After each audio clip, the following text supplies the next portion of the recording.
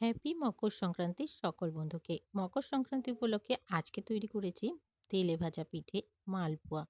এই নরম তুলতুলে আর ফুলকো ফুলকো মালপোয়াগুলো তৈরি করার জন্য প্রথমে এদিকে আমি নিয়ে নিচ্ছি কাপ মেপে ময়দা।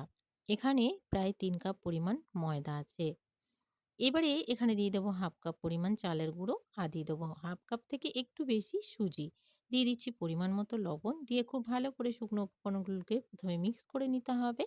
শুকনো উপকরণগুলো মিক্স করে নিয়ে এখানে দিয়ে দেবো দুধ। এখানে কিন্তু গরম দুধ দেয়া যাবে না। খুব ভালো করে একটু করে দুধ দিতে হবে আর মিক্স করে নিতে হবে। এই ব্যাটাটাকে খুব বেশি পাতলা করা যাবে না। একটু ঘন করে তৈরি করে নিতে হবে। খুব ভালো করে মিক্স করে নিয়ে এবারে আমি এখানে এড করে দেব গুড়। এখানে আমি খেজুরের গুড় নিয়েছি। খেজুরের গুড়টাকে এখানে মিক্স করে নিচ্ছি। খুব ভালো করে খেজুরের গুড়টাকে মিক্স করে নিলাম। ব্যাটারের ঘনত্বটা ঠিক এইরকম হবে যেমন তোমরা ভিডিওতে দেখতে পাচ্ছ। তৈরি হয়ে গেল ব্যাটারটা। এদিকে তেল গরম করে নিয়েছি। এবারে এই তেলে এক করে ছেড়ে দেব। তো দেখো কত সুন্দর বলের মতো ফুলে কিন্তু মালপোয়াগুলো ডাবল হয়ে গেছে। তো দেখে বুঝতেই পারছো, এভাবে করে তৈরি করলে কিন্তু সমস্ত মালপোয়াগুলো এরকম ফুলবে আর এরকম বলের মতন তৈরি হবে। আর খেতেও হবে ভীষণ নরম টেস্টি। তো আরো একটা আমি তোমাদেরকে তৈরি করে দেখিয়ে দিচ্ছি। তো বন্ধুরা দেখো আরো একটা কিন্তু সেম ভাবে তৈরি হয়ে গেছে। তৈরি হয়ে গেল সমস্ত মালপোয়াগুলো।